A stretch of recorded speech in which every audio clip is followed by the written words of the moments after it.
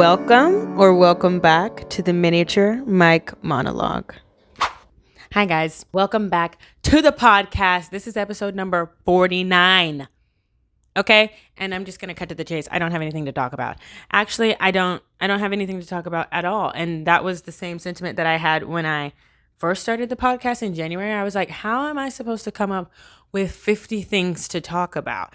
And that's why I started creating the series, because I was like, well, if I have a prompt, at least I can come up with something inside the prompt instead of feeling like I have to come up with something just out of pure brain power. Not that I lack the ability to do that, but it was just really hard for me because I always feel like if I'm going to do something, I'm always like, I would rather have the clearest of clear purposes. And like I would rather be told what to do than like have to figure it out sometimes. And I guess this is just a childhood thing that I'm just now learning to shake. It's very interesting. But I figured that I wanted to get on here because it's episode 49. We're getting so close. And then maybe I'll have something interesting to talk about next week. So I was like, I just can't delay it. Like I can't delay it. I just want it to be 50. As soon as it's 50, I'm going to freak out.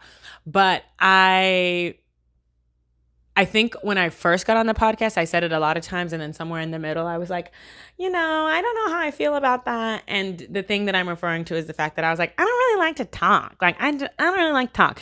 And I think that the idea of having something to talk about became easier and easier for me as I kept posting videos, keeping myself to the commitment of posting 50 and realizing that there's only 52 weeks in a year. So there's really only 2 opportunities I can miss if I want to make it as easy as possible on myself and, just upload on a weekly basis.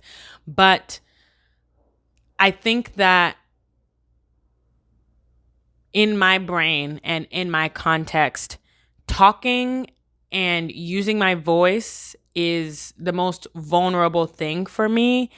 It puts a lot of attention on you. It allows people to judge you. It opens up people to the inside of your mind and what you really think, and you get an idea of who someone really is when they open their mouths. And for me, for a long time, I didn't really know who I was, who I would become, the things that I really liked. It's always taken me just a little bit longer to figure out the things that are true to me, that are genuine to me. And I think that it should, but for some reason growing up around me, it seemed like everybody else had it figured out. And I was the only one that didn't know what I was to become, like who I would be, what I would like, how I would develop those things. So not talking all the time was not only an out for me, but it was like a place of safety. And so I think it's interesting now that I'm realizing that the reason I would not talk all the time when I was younger is because it was the easiest way to protect myself. Like I didn't have to open myself up to anyone. They didn't get an inside look at what I didn't know was going on, and I didn't have to permit that. And I think it's not unnatural to do that as a child, like find some way to kind of feel safe. You know what I'm saying? I'm not a therapist. I'm not saying it's healthy. I'm not saying it's unhealthy. I'm just saying it's something that I realized I did. But now nearing 50 podcasts and I've had 50 things to talk about at different times is like, whoa, there is so much that I wanted to say that I was like, whoa, I didn't even know I had it in me to figure out how to say this much, which is ridiculous, like almost ludicrous, because I've always loved words.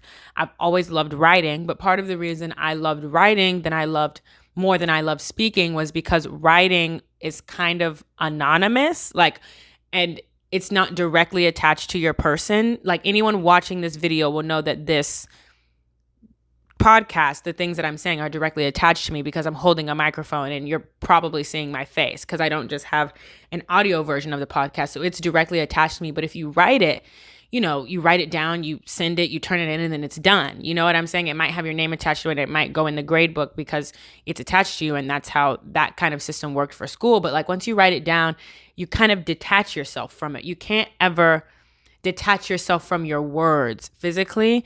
And that's also true for writing, but something about it just felt safer when I was little. But I used to journal all the time, and I don't so much anymore. And I think it's kind of tied to the fact that I have had to metaphorically spiritually and physically find my voice, and that required me using my voice. And one of the things that's been harder for me later on in my life, in my relationship with God, is that is probably the number one thing that I feel like God is telling me to do, is not only to find it, but to use it, and to be okay making 50 episodes, not liking some of them, liking some of them more, critiquing the way that like I was raised myself, trying to do things better, make it more excellent, make sure it's comprehensible to different audiences and stuff like that. But he's recently just kind of always been like I felt this pressing in my spirit to always just be talking, like use your voice. He's big, like I don't know when it was that I kind of had this realization that basically the Lord was like, whatever I'm going to do through you, at least in this season, at least right now, is going to be through your voice. Like you're going to have to talk. And I was like, why?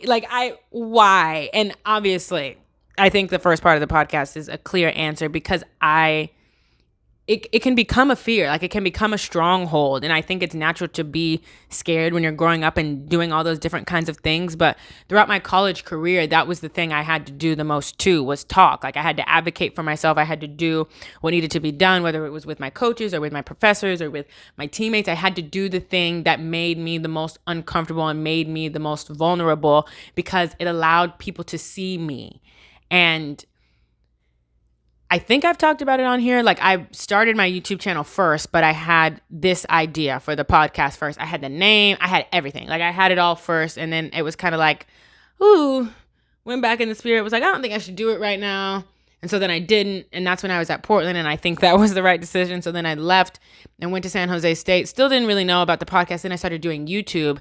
And I think everyone that grew up in my era, like Gen Z, wanted to be a YouTuber because it was blowing up when we were kids.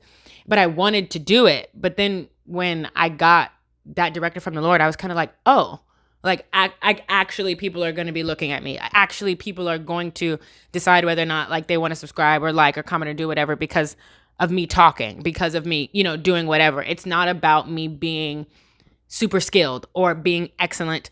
Sometimes not even about like editing skills, which is something that I've fallen in love with and tried to do cool things with while being self-taught. But like, it's me. And I don't think that I took time ever until now to take a step back and realize like maybe the reason the Lord directed me to do something like start a podcast or do something like start a YouTube channel, which is something that I would normally never do because I don't want unnecessary eyes on me that have to be on me, which is kind of ironic that I'm saying that because I feel like unnecessary eyes that are on me because of YouTube wouldn't be different than unnecessary eyes that were already on me my entire life. Like I feel like people stare at me everywhere I go.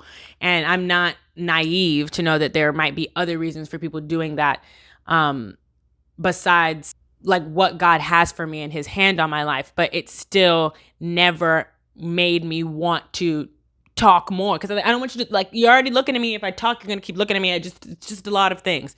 But the point is, what I was trying to say is I think what I never thought the Lord would do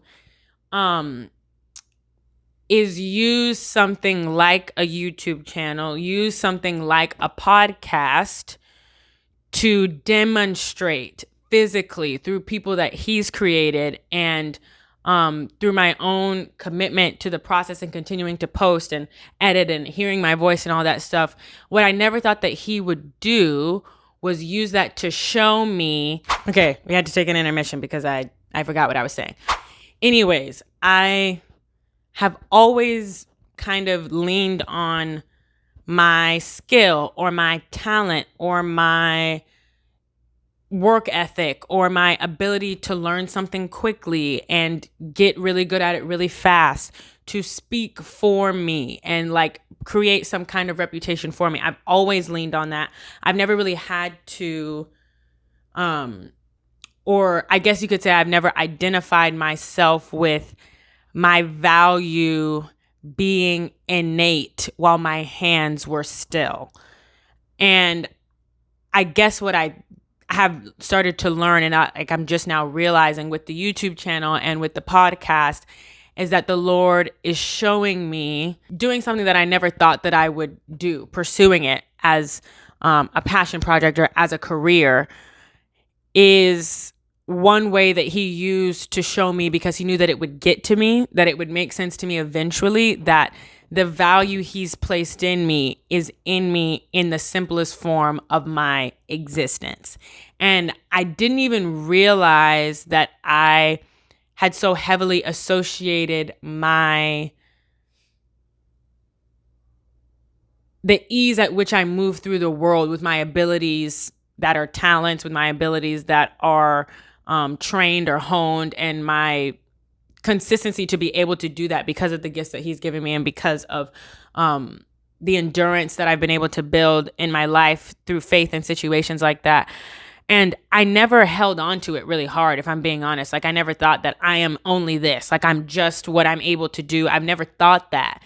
But I also never thought that God would make it so that that would never be the main thing that brought me to a place of recognizing the hierarchy of value in some way, and how he sees it, and how he sees us, and how he sees me. Like, the most important thing that exists about me is me. And people wanting to subscribe to my YouTube channel, wanting to watch, listening, commenting, and all that stuff is a reminder that it's not what you do, how you do it, or how much better you do it than others, but it's you. And I guess I didn't know that I needed to be told that. You know what I'm saying? That I needed that confirmation. And I never could have fathomed that this was a way that God would do that. Because how else, who thinks of that? How do you know what I'm saying? And so I think it's so interesting that not having something to talk about, feeling like that every time I got on the podcast, leading up to the 50th episode, and coming on here and multiple times literally not having anything to talk about, and then sitting down and then finding I had something to talk about, and it's just me telling my life stories or telling my experiences, things that I'm frustrated with, talking about my faith, talking about things in my life that aren't going the way that I want, like my financial situation and all that stuff, and realizing that all of those things that are just me, that are just mundane, that have nothing to do with my abilities, all of those things that just exist because I do, are the exact reason that God put me on this earth so that I could exist. And so I just am like, okay, well, that's dope. Yes. Right. Like, right. But yeah, I don't know. I do know that I'm sick of daylight savings, because I should be able to go do something in the middle of the day and then come back home and not have to use the two little dinky lights that I have to try to make it look like it's not dark outside, because it's not dark yet. It's not. It's just there's no more sun on the side of my house where I need it. So you're going to have to excuse me. I can't control that one. I mean, I can't technically. I could have recorded it earlier, but also not really, because, well, anyways. Yeah, that's it. Who knew that finding something to talk about could be so revelatory? It's very interesting.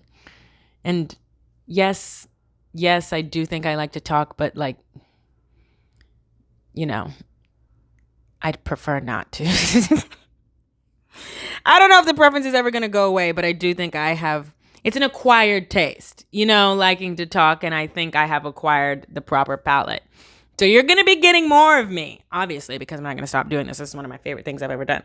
But I can't believe this is the 50th episode Eve, you guys. And the 50th episode will be in the first week of December, which I really thought it was going to take me it did take me all of the year, but I thought it was going to take me to the very end. No, I just whipped, because I'm in the beginning of the year, and then I'll be 50 episodes. Ooh. Sorry. I'm at the beginning of the end of the year, and it'll be 50 episodes, and I'm so excited.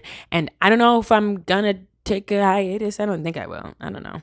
I guess if I have something to talk about, then I won't. Okay. I'm going to leave now. Okay, love you. Bye.